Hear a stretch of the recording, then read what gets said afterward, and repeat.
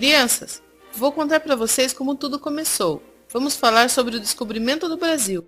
Essa história começou lá em Portugal, quando o rei Dom João, com a Revolução de Avis, centraliza o poder e com isso ele começa a tentar dominar territórios, onde destacou-se o seu filho, o infante Dom Henrique, que foi um importante combatente na tomada do Celta, em 1415. O infante fundou a escola de navegação em Sagres, no litoral de Portugal. A ideia era construir navios para chegar às Índias, encontrando uma rota alternativa, pois Portugal queria ampliar o seu comércio e precisava dominar as áreas onde haviam riquezas naturais. Em Sagres foram construídas inúmeras caravelas e naus, utilizando de tecnologia dos árabes e com a ajuda dos judeus para desenhar os mapas. E foi numa dessas embarcações que Vasco da Gama chegou às Índias.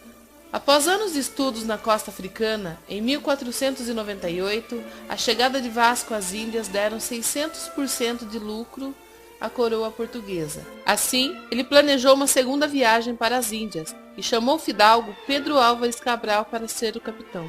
Confio a ti, nobre Pedro, o cargo de capitão-mor dessa expedição. Honremos o nome de Portugal, majestade.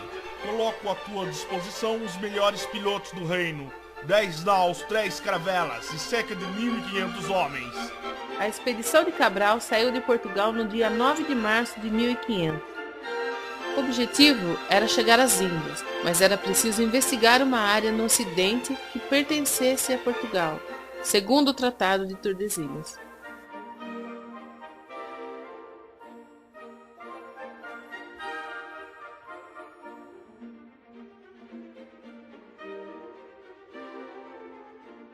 Logo no início, a expedição perdeu uma nau. Capitão, perdemos a embarcação de Vasco da Taíde. Eles podem ter naufragados, que Deus o proteja. Temos que ser cautelosos, pois iremos entrar no mar tenebroso. O Tratado de Tordesilhas dividia o mundo entre Ocidente e Oriente, delimitando as áreas de exploração da Espanha no Ocidente e Portugal no Oriente. Mas Portugal tinha direito a uma faixa de terra no Ocidente.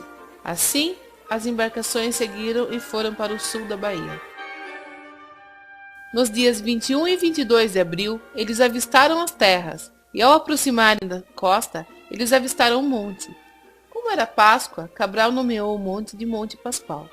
As embarcações precisavam abastecer-se de madeira e água, e fizeram uma escala na ilha de Abrolhos. Chegaram no continente, onde localiza-se atualmente o município de Caravelas. Foi em Caravelas que desceu o primeiro português.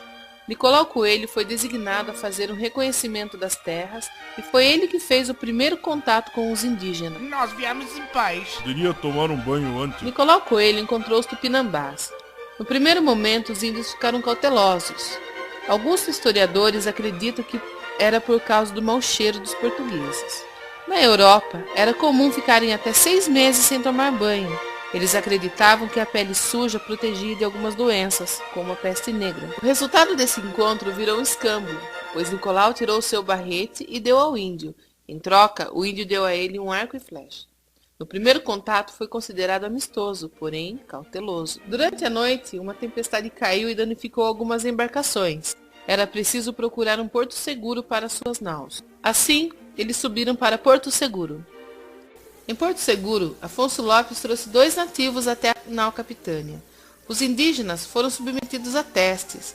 Primeiro mostraram a eles um papagaio. Um deles olhou e apontou para o continente, como se ali tivesse mais daquela espécie de ave. Depois mostraram uma ovelha, mas eles nem ligaram.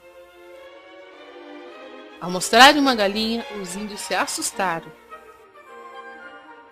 Mas o que mais chamou a atenção naquele dia foi quando o índio foi até Cabral e apontou para o seu medalhão de ouro, e em seguida apontou para o continente, como se ele tivesse ouro. Aí Cabral ficou interessado nas terras, e finalmente resolveu sair do navio. Assim foi realizada a primeira missa no Brasil, na praia de Coroa Vermelha, no dia 26 de abril, pelo Frei Henrique de Coimbra. Louvemos ao Senhor por esta santa missão que nos foi reservada. Tudo isso foi registrado na carta de Pero Vaz de Caminha, que em seguida voltou para Portugal para levar a carta ao rei, mas deixou claro nas cartas que não foi encontrado ouro na terra que eles chamavam de Terra de Veracruz. Pedro Álvares Cabral ficou só uma semana no Brasil. Lembre-se, o descobrimento do Brasil não é o nascimento do nosso país, mas é como uma certidão de nascimento. A Carta de Pervaz e Caminha é o documento mais antigo que temos dessas terras, mas devemos compreender que os portugueses não descobriram, mas encontraram as terras onde já haviam milhares de índios.